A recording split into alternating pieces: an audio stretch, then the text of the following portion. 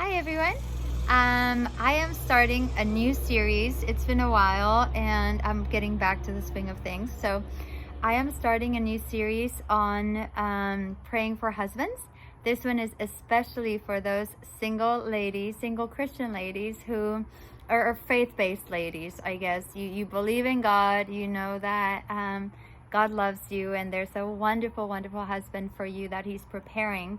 And the way I'm looking at the series is I want to say, okay, we understand sowing and reaping, right?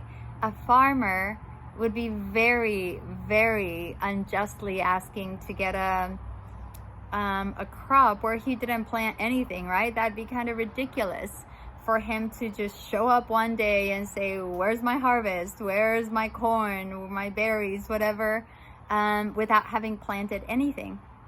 So I've been feeling like many times we just feel like, oh, well, my husband will come from wherever and I'll just be ready when I'm ready. Meanwhile, I'm just going to go and do these things. And maybe it happens for some people that way, but I've just been feeling lately that the Lord has been telling me, well, what are you planting? What kind of marriage do you expect?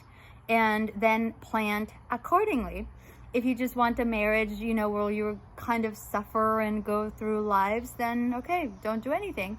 But if you want a marriage that will be healthy, that will be wholesome, you want a loving marriage, you want kids that will be raised in the Lord, then there's some work that needs to be done. And any wise person will tell you, plant first, plant, water, and then expect the harvest, rather than waiting till the husband comes and then starting to plant. So, for example, if you're waiting for your husband to come and your children to come and you haven't sown anything in prayer for them, for their success, for their blessings, for just your finances, your relationship with each other, then, it might take you a couple years to just kind of start the ground going, and then you go into blessings. Or you can say, wait a minute, I know that that's where I'm headed. And just like I would study to be in college, before I go get into my career, I have to study, I have to learn, I have to read books and do all that so that I'm ready for the career. Then that's what we can be doing in the time of waiting for our spouses to come. Then we can just be like wandering around and hope he shows up. Or we can say, wait a minute, if I have even 5 months, 6 months, 2 months, 5 weeks, 5 days before the Lord introduces me to my husband, then here's what am I going to be doing in this gap of time from where I am here, my husband's here, and we meet. So this gap of time, whatever it is, you would be very wise if you start sowing seeds of goodness, of prayer, of blessings, schedule blessings for your marriage, so that when you come and meet with them, there's all this goodness already waiting to be watered and start blooming in your life and in your marriage. So that's what I'd like to do these weeks. Just get some time and start sowing, and whatever that gap looks like for you, whether it's 5 days, 5 years, 5 hours, 5 decades. I don't know. I hope it's not 5 decades, because if you're old enough to be listening to this, hopefully you're somewhat, ready for marriage soon.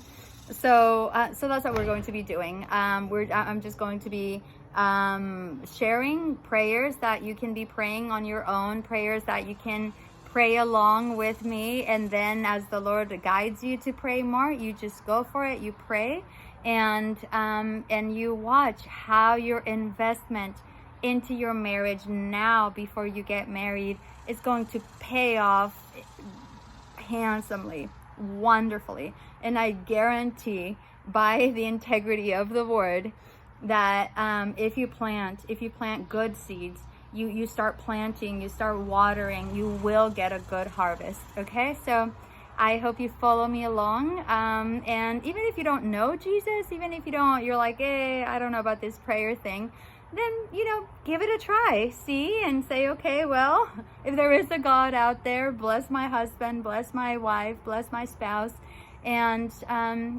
you might be surprised at what you hear, because we're going to be sowing good things. So I think in this day and age, every marriage could really use some good things. So I invite you along for the journey, and we'll get started.